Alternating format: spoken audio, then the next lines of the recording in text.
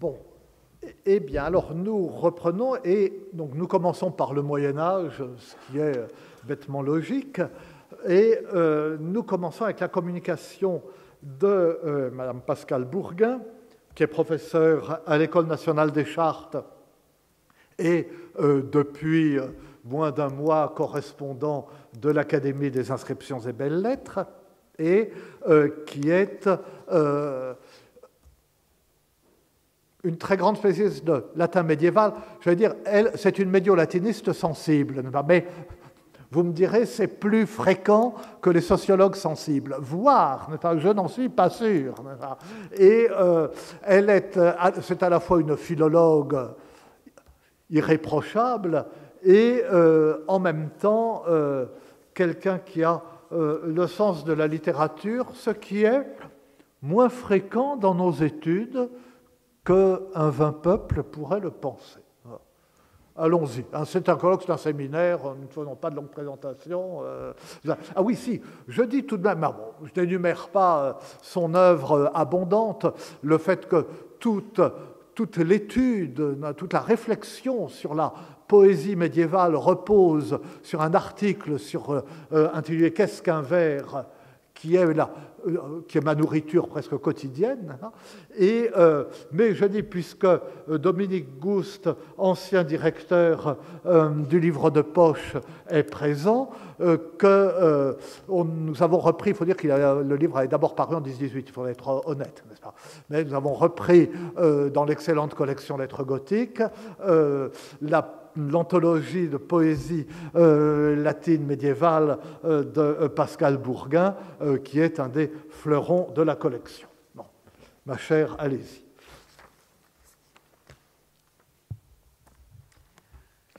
Attendez, ça va.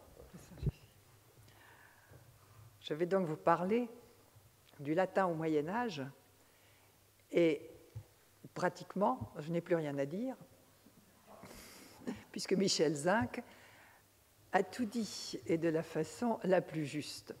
Je vais donc, en bon cuistre, reprendre des considérations avec quelques exemples, mais je ne dévierai sûrement pas de sa merveilleuse introduction. C'est vrai que je ne vais pas vous parler d'une langue étrangère. Cependant, depuis 800 ou un peu plus tard d'après les pays, pour une majorité de la population en Occident, le latin, c'est bien la langue des autres, ceux qui ont le pouvoir, le savoir, la maîtrise des outils de communication qui servent dans des circonstances précises. Le latin n'est plus la langue naturelle, on dira à partir du XIIe siècle maternelle. C'est une langue qu'il faut apprendre. Évidemment, au fil du temps, les évolutions sont fortes qui accompagnent les transformations de la société et l'usage de la langue. De plus, il y a une foule de niveaux, de la compréhension approximative d'un latin d'usage. Alors, je fais tout de suite une parenthèse. Je dis latin d'usage. Quand on me demande dans la vie courante, ordinaire, ce que je fais et que timidement je réponds « je m'occupe de latin médiéval », 9 personnes sur 10 sourient en disant « ah oui, je sais, du latin de cuisine ». Ils ne peuvent pas savoir à quel point ça m'horripile. Enfin, parfois, je le montre. Bon. Je dis donc du latin d'usage. Donc, de cette compréhension approximative à l'habitude qui vient de la répétition de textes liturgiques, dont on finit tout de même par comprendre quelque chose, de ceux qui manœuvrent la langue des textes juridiques, mais qui seraient incapables de comprendre un discours de Cicéron ou une page de Tacite, à ceux qui non seulement le comprennent, mais considèrent le latin comme la langue de leur propre créativité. Ce dont Michel Zinc vient de vous parler. C'est donc une époque de cohabitation caractérisée par une forte perméabilité des langues en contact, un jeu constant dans la recherche de la communication et de l'expressivité, où chaque état de langue a son rôle à jouer selon les circonstances et les protagonistes, et où surtout les limites ne sont pas fixes. Il y a constamment un passage entre les barrières perméables des langues, emprunt de mots, emprunt de tournures, imitation plus ou moins consciente. La continuité conceptuelle et linguistique entre la langue maternelle, surtout si elle est d'origine latine, et la langue savante apparaît de plus en plus nettement aux chercheurs. Le statut effectif du latin est compliqué par le phénomène, parallèle mais non superposable, de la connaissance de l'écriture et de la capacité de lire, puisque cette capacité est très longtemps liée dans les esprits et dans les faits à la langue écrite, qui est le latin. Ceux qui savent lire et écrire, jusqu'au XIVe siècle au moins, sont forcément des bilingues.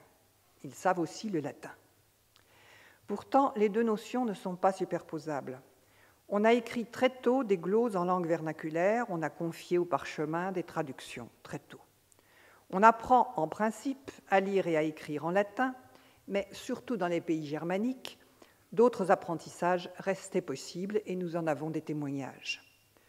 D'autre part, le latin entendu dans la liturgie reste proche des oreilles de l'ensemble de la population qui devait souvent avoir une sorte de compétence passive élémentaire, comme on dit de nos jours, lui permettant, surtout en domaine roman, de reconnaître quelques mots ou de savoir au moins de quoi on parlait.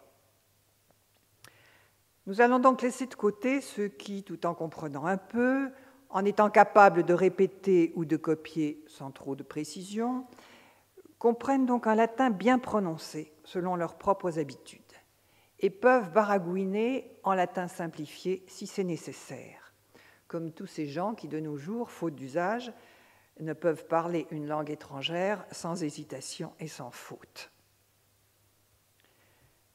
Convers ou moines ignorants, serviteurs des abbayes ou suppôts des universités, clercs de chancellerie et probablement aussi certains aristocrates, à partir du moment où l'écrit s'impose dans les actes de la vie courante, sans que les langues vernaculaires n'aient encore fait reculer le latin dans cet usage. Tous ces gens-là ont bien conscience d'utiliser une langue qui n'est pas leur langue naturelle. Mais ce n'est pas une langue étrangère, c'est la langue des puissants et des savants.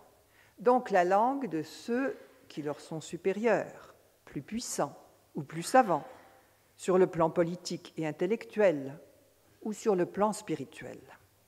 La langue étrangère, lingua aliena, lingua peregrina, ce n'était jamais le latin. C'était le grec, l'hébreu, éventuellement les langues des peuples non chrétiens, dont on parle lorsqu'il s'agit de les convertir.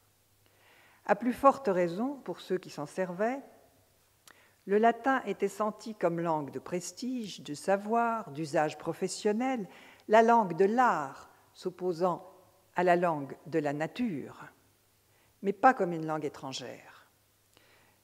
Celui qui maîtrise le latin considère qu'il a pour lui les atouts qui devraient lui permettre une carrière confortable et intéressante. La maîtrise du latin constitue un critère social de supériorité pour ceux qui le pratiquent et assure leur propre développement, soit vers les honneurs et les charges, soit vers l'accroissement de leur savoir et par là de leur prestige. Donc, qui parlait le latin? Les clercs par définition. Donc, si on peut se permettre cette expression anachronique, tous les travailleurs intellectuels, notaires, juristes, enseignants, tous les prêtres et les moines, sauf les frères laïcs. Tous les moines. Tous les moines n'avaient certes pas fait du latin leur langue de prédilection, si on en juge par les prestations de copistes du sud de la France, par exemple, à Saint-Martial de Limoges. Leurs prestations de copistes ne sont pas extraordinaires. Ils n'ont pas l'air de beaucoup comprendre.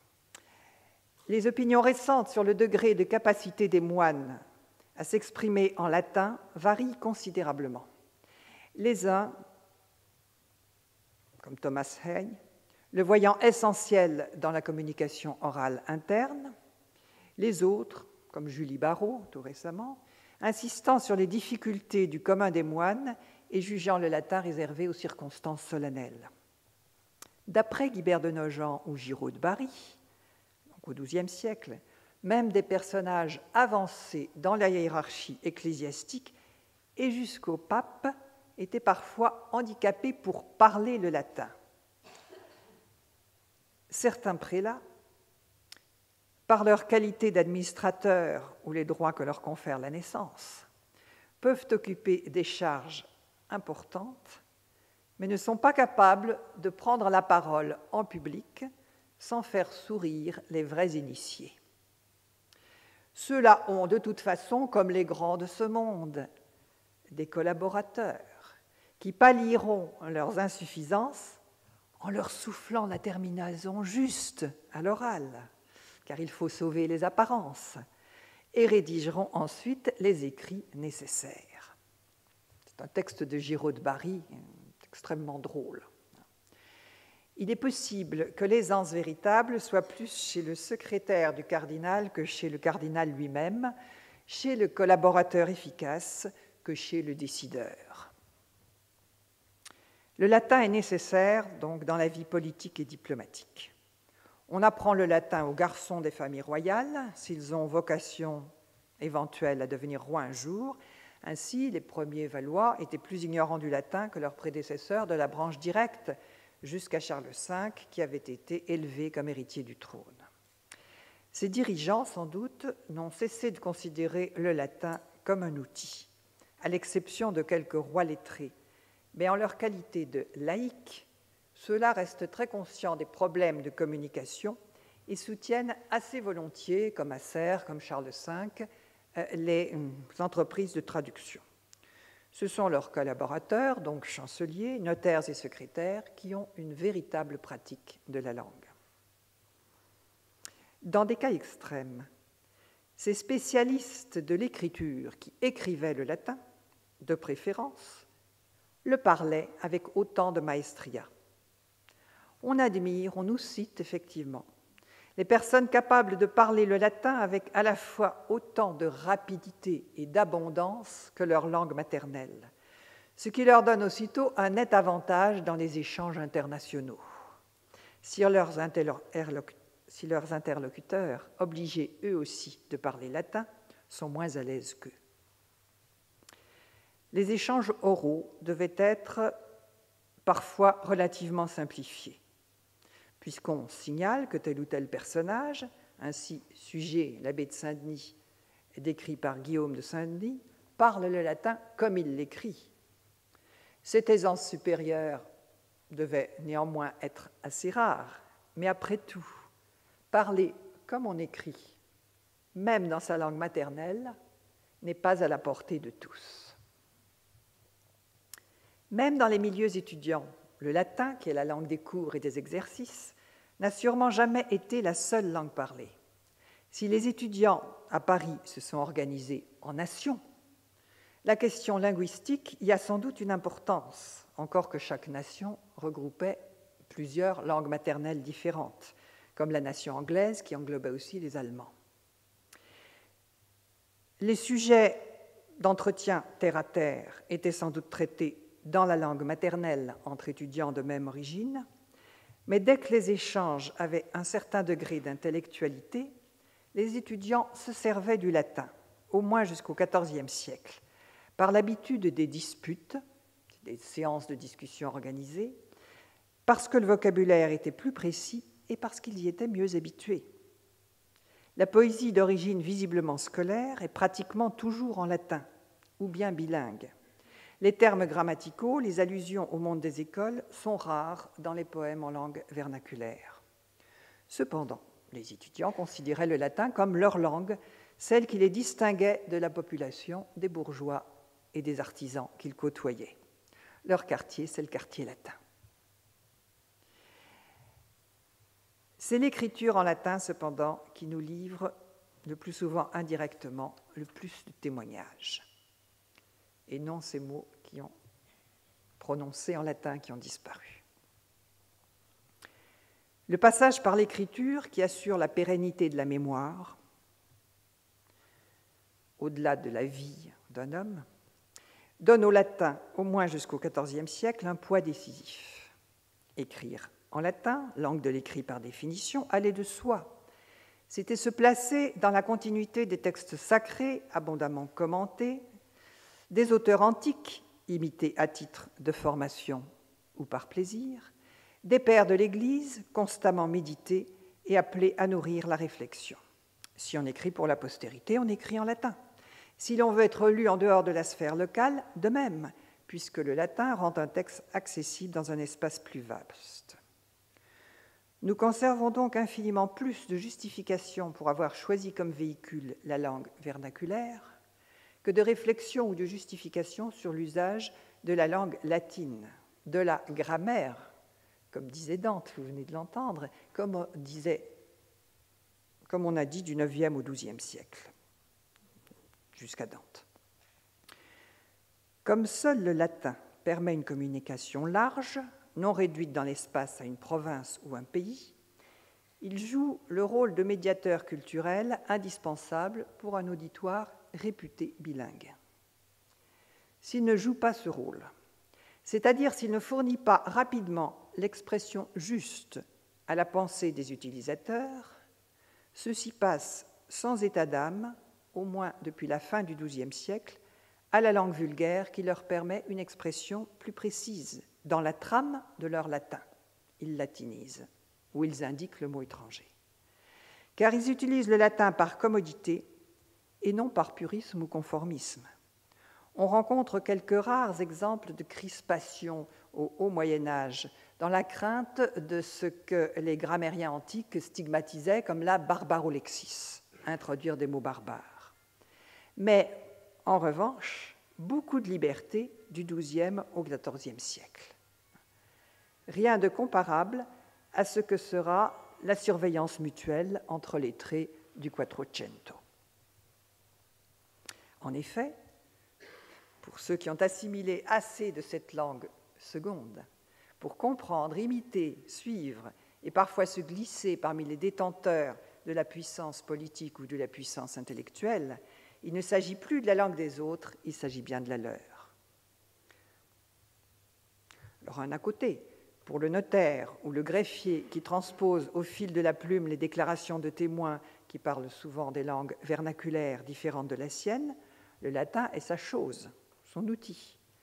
Il en fait ce qu'il veut, presque sans y penser. S'il ne trouve pas immédiatement le terme savant, il latinise le mot vulgaire ou le transcrit comme il l'entend, comme pour les noms propres. Pour un notaire Doyle qui transcrit toute la journée en latin des dépositions en dialecte d'oc, le latin, ce n'est pas la langue des autres, c'est la sienne, celle de l'autorité qu'il représente. La langue des autres, ce sont les divers vernaculaires. Mais, je referme la parenthèse, il ne s'agit là que du latin dit d'usage, et il ne subsiste pratiquement pas de témoignages permettant de savoir comment ces usagers l'envisageaient. Mais j'en viens enfin à ceux qui font de leur maîtrise quotidienne du latin leur fierté et la justification de leur mode de vie. S'entêter à apprendre le latin, comme Guibert de Nogent, enfant, il était battu par son précepteur. Et sa mère, affolée, voyant les coups, lui dit « Mais non, c'est fini, on arrête les études. » Et il se précipite sur elle en disant « Je préférerais mourir, je veux apprendre le latin. » Donc être battu. Eh bien, c'est faire preuve d'une ambition au moins intellectuelle. Comme c'est une langue apprise, il y faut au moins un acte de volonté, un acte de désir, le désir de passer de la nature à l'art, selon la paire, l'opposition qui est universelle à cette époque. La latinitas, donc le monde latin, représente l'épanouissement de l'activité de l'esprit dans toute l'Europe occidentale. La notion de la translatio studi, la migration de la suprématie culturelle de l'Est vers l'Ouest et des Grecs au latin, a eu son rôle dès le XIIe siècle, de même que la théorie historique des 4 empires, beaucoup plus ancienne. La latinité, c'est l'accomplissement dans le temps de la civilisation. De même qu'après Babylone, la Macédoine et Carthage, Rome est l'empire qui doit durer jusqu'à la fin des temps. Ainsi, le latin est l'aboutissement dans l'espace. À l'ouest, il n'y a plus rien. Et dans le temps. C'est le médium indispensable à toute vie culturelle en Occident. Les peuples latins, ce sont ceux dont la civilisation écrite est latine, et ceux-ci, qu'ils comprennent le latin ou non. On a un grammairien du XIVe siècle qui nous dit « Parmi les peuples latins, il y a les clercs et les laïcs. » Et ces peuples latins, c'est tout l'Occident. Il existe pourtant une différence entre les locuteurs romans et non romans. Ceux-ci sont bien forcés de sentir l'altérité. Les germanophones savent qu'ils viennent d'un monde étranger. Certains, dans le haut Moyen-Âge, changent de nom pour pouvoir être nommés en latin, parce que c'est imprononçable, et puis par crainte de la barbarolexis, condamnée par les grammairiens. Ainsi, à la fin du VIIIe siècle, Winfrith devient Boniface. Mais plus tard, l'assimilation culturelle est telle qu'il n'est plus nécessaire pour les ressortissants d'une autre race d'abandonner leur spécificité pour endosser la culture latine. Ainsi, Wibald, abbé de Corvey, répond à Manegold de Lautenbach en 1149. Celui-ci lui a reproché d'écrire son nom avec 3 voyelles, UUI Baldus, contrairement aux règles de l'orthographe, dit-il. Wibald fait mine de croire qu'on lui demande d'ajouter une consonne pour en faire un mot de 4 syllabes et non de 3. Uvibaldus? Non. Puis il demande, puisqu'on peut bien avoir en latin 2 consonnes suivies d'une voyelle, gnato, spiro, flores, pourquoi on ne peut pas avoir 2 semi-consonnes, vocales loco consonantium posite, suivies d'une voyelle? Enfin, narquois, et pour en finir. Donc je traduis. Les noms barbares ne peuvent être enserrés dans les lois de la langue latine. Et nous sommes des Germains, nos Germanici sumus, non Gallicomati, pas des Gaulois chevelus, qui dans de tels mots mettent un G à la place d'un W antérieur. Pro ou anteriori ponunt. Effectivement, en France, Wibald s'appellerait Guibald ou Guibaud. Wibald, je ne sais pas si je prononce bien, reconnaît des prononciations différentes entre les différentes provinces de la latinité. Mais bien que son nom soit barbare et donc fasse entorse aux lois phonétiques du latin, il s'agit en fait d'un son, ce U antérieur, que le latin ne possède pas et qu'il transcrit comme il peut dans les noms propres et les mots d'emprunt. Lui-même, donc, ne se met pas pour autant en dehors de la latinité. On sent que la façon dont les Germains transcrivent ce son lui semble tout aussi légitime que la graphie des Gaulois chevelus.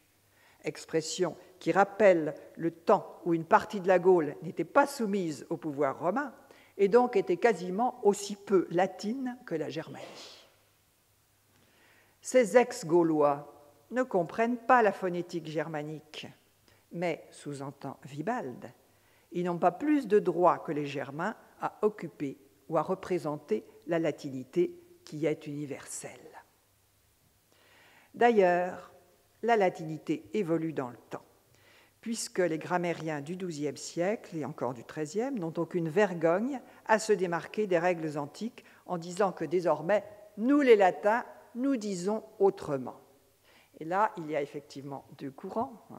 L'un est celui dont Michel Zinc vous a parlé avec Dante, qui considère que la grammaire universelle est aussi fixe.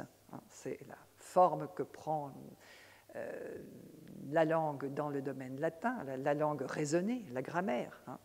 D'autres qui reconnaissent, donc ils ne pensent pas que le latin ne peut pas évoluer, ils pensent que ses utilisateurs peuvent en faire quelque chose d'autre, nous y reviendrons.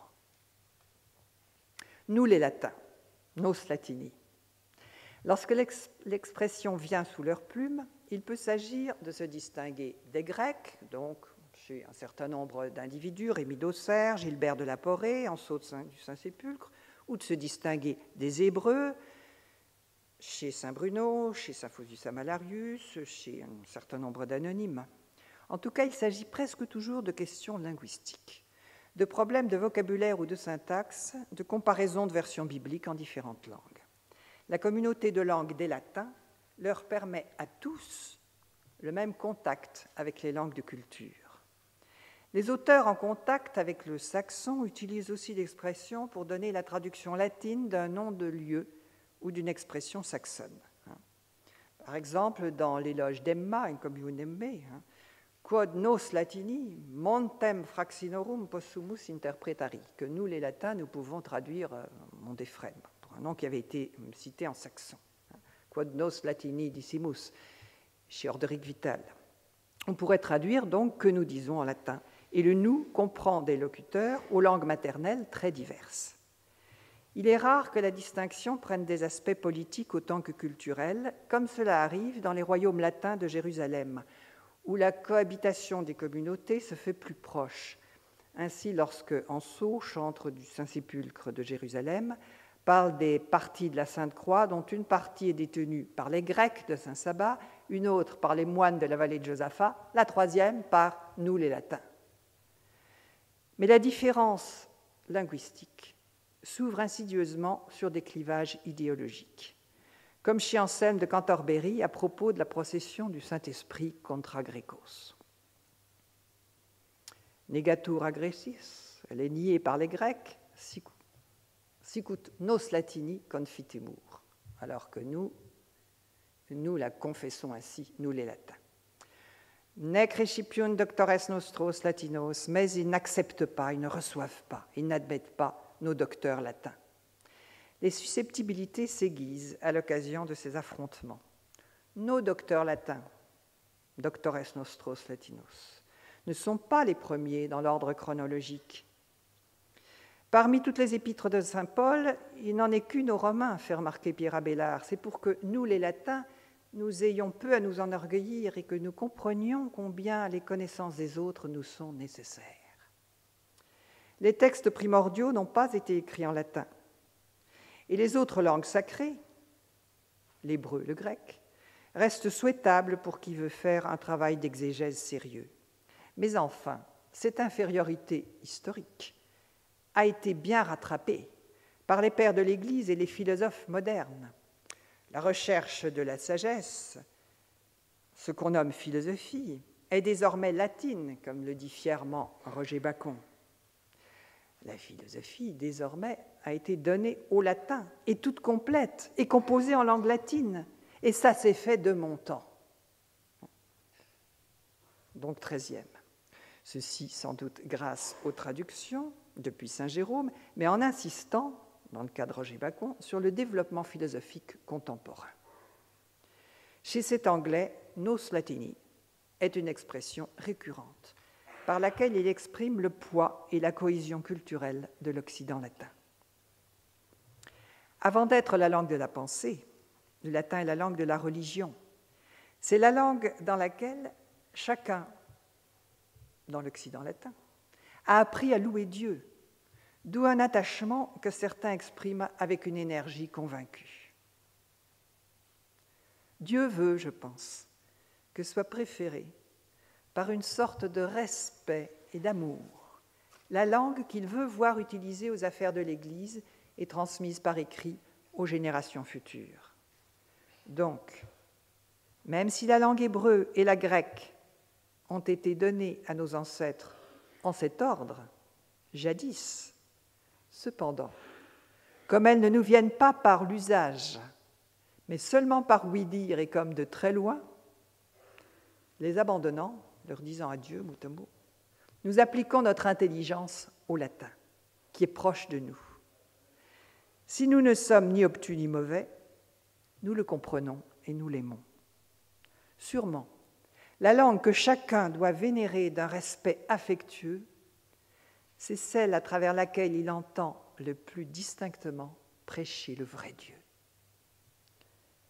Dans la seconde moitié du XIIe siècle, Philippe de Harwinct, donc, que je viens de citer, abbé de Bonne-Espérance, parlait de vénération et d'affection. Le latin est bien sa langue. C'est en latin que les prédicateurs construisent leurs sermons et en bâtissent le contenu, avant de le prononcer sous forme vernaculaire. Et pour être capables de prêcher en langue maternelle, ils avaient besoin d'un entraînement spécial. On leur faisait des séances d'entraînement.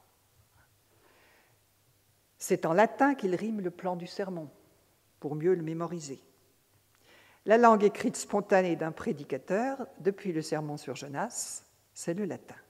Il se prépare à la performance, à le prononcer, en notant dans la langue orale soit ce qui lui vient moins facilement en latin, soit ce qui fera mouche en vernaculaire. La facilité d'expression qu'ont dans la langue latine les prédicateurs formés à l'université est évidente.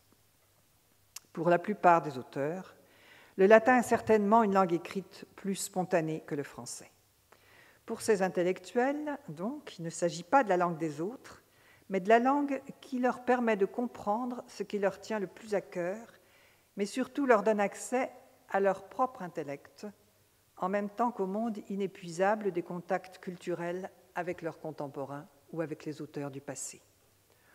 Aucune langue vulgaire ne donne alors accès, malgré quelques traductions, à l'ensemble de la pensée antique et chrétienne. Les langues vernaculaires, avec leur vocabulaire abstrait insuffisant et leur syntaxe encore parfois floue, servent plus facilement à la description de faits concrets ou quotidiens, mais ne permettent pas d'aller aussi loin que le latin dans l'expression d'une pensée élaborée et même d'une conscience réflexive, pour réfléchir sur soi-même. Or, sans expression, quoi qu'on dise, il n'y a guère de pensée. Roger Bacon a essayé, dit-il, de faire de la logique en langue vernaculaire. Il y a renoncé, jugeant l'outil linguistique insuffisant pour les concepts. Le latin lui-même, au cours du XIIIe siècle, affine ses moyens lexicaux d'exprimer l'abstraction. Il deviendra la langue de la philosophie, selon Alain de Libera, la vraie langue de la philosophie. Les langues vernaculaires ne les adapteront que 2 siècles plus tard environ. Le latin est bien, comme le dit en français d'ailleurs Philippe de Mézières, le plus beau langage du monde et le mieux aourné, par lequel on peut mieux et plus largement exprimer tout ce qu'on veut dire. Car le latin est dense et efficace en termes d'expressivité. La différence entre la langue synthétique qu'est le latin et les langues analytiques que sont devenus ses descendants est bien perçue par les traducteurs. Et dans le domaine scientifique, le latin permet plus de liberté dans l'écriture et son commentaire. Pour Pierre de Blois, par une prérogative de la langue latine, la phrase reçoit des mots plus d'honneur et d'efficacité, et ainsi le discours parvient plus commodément à son but en latin. Plurimo monoris et efficacier, ex verbis. Il semble que ce soit par le moyen de la rhétorique qui rend la langue plus belle, il parle d'honneur, la faculté de toucher le destinataire qui rend le latin plus efficace. La rhétorique leur semble plutôt latine, elle qui permet le plaisir de l'expression savoureuse. Et c'est par le plaisir que l'on convainc. Lambert d'Ardres pense que traduire du latin en vernaculaire donne un résultat moins pertinent et moins harmonieux. Minus proprie, minusque consine. Du coup, à la fin du Moyen-Âge, alors que la pression de la demande des lecteurs oblige de plus en plus ceux-ci à écrire en langue vernaculaire, les intellectuels expriment parfois leur perplexité et leurs difficultés. Le français n'est pas leur langue préférée. Ils sont gênés. L'approximation qu'ils y perçoivent oblige au tâtonnement, qui pousse à la paraphrase, à la multiplication des exemples, en perdant la densité du latin. Sinon, il y a perte de sens. Car le français simplifie le latin, il faut donc en ajouter, itération lexicale ou répétition, pour retrouver la richesse du sens. Les humanistes de l'époque de Charles VI se défendent d'employer le français. Nicolas de Clamange, en 1398, proclame qu'il n'écrit pas le français. Il ne peut donc accepter un poste dans une chancellerie qu'il utilise. Dis-moi, si tu veux bien, dans quelle langue suis-je censé parler, écrire, en latin ou en vulgaire? Bon, ce n'est pas en latin, on ne l'utilise plus. Si c'est en langue vulgaire, comment peux-tu dire que je m'y connais dans cette langue? Je n'ai même pas encore essayé.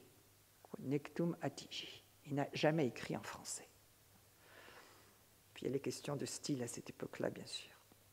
Donc ces bilingues, à qui la cohabitation linguistique paraît naturelle, résolvent le plus souvent la confrontation des deux langues à l'avantage du latin, à cause de l'insuffisance lexicale et de la prolixité du français. Et certes, lorsqu'on apprécie la souplesse et la subtilité des meilleurs auteurs de la fin du XIIe siècle, par exemple, comme Jean de Salisbury, Arnould de Lisieux ou Philippe de Harwengt, pour ne parler que des esprits les plus affûtés et non pas des plus grands stylistes, on ne peut que s'émerveiller du naturel avec lequel ils jouent de leurs plumes. Cette aisance, cette familiarité, avec une langue qui ouvre tant de perspectives, qui permet tant de contacts avec les esprits du temps passé, de l'Antiquité classique, comme pour Pétrarque et après lui ses imitateurs, cette aisance donc crée chez certains une sorte de jubilation ludique. La création verbale, les jeux qui, parmi les procédés répertoriés par la rhétorique antique, font le mieux miroiter les mots et les sonorités, sont les favoris de nos auteurs. C'est bien leur langue, puisqu'ils peuvent l'enrichir, la tordre, la plier à leur fantaisie, démultiplier ses possibilités, inventer des mots qu'ils attendent et qui n'existent pas encore. Tondo mundus de mundatur, rosa de rosatur, enfin, de nouveaux mots. Les Boris Vian médiévaux s'en sont donnés à cœur joie. Les XIe et XIIe siècles surtout abondent en prouesses verbales et jeux de mots créatifs.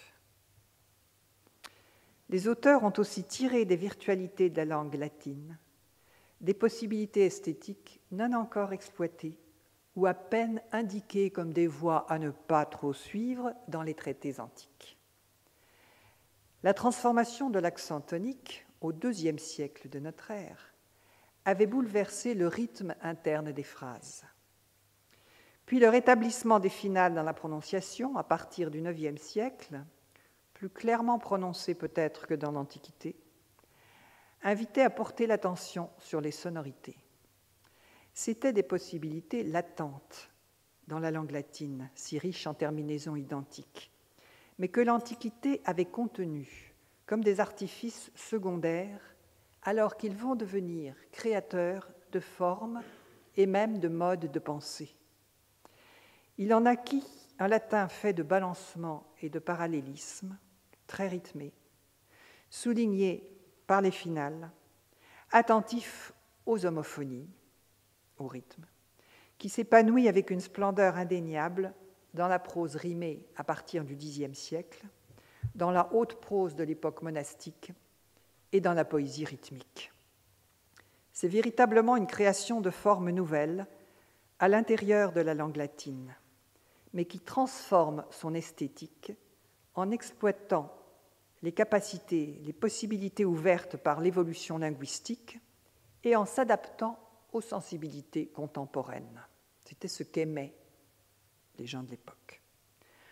Entre la nature et l'art, le latin, bien sûr, n'est plus du côté de la nature, mais il préserve l'art et les possibilités créatrices, donc le plaisir.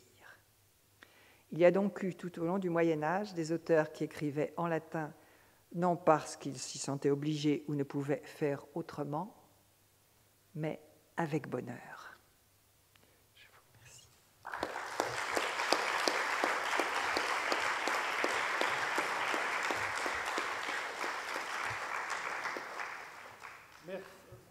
Merci, cher ami, de cet exposé non seulement savant et à la fin particulièrement sensible. je le maintiens, et qui nous plonge immédiatement dans les problèmes qui vont être les nôtres pendant ces 2 jours, à la fois parce que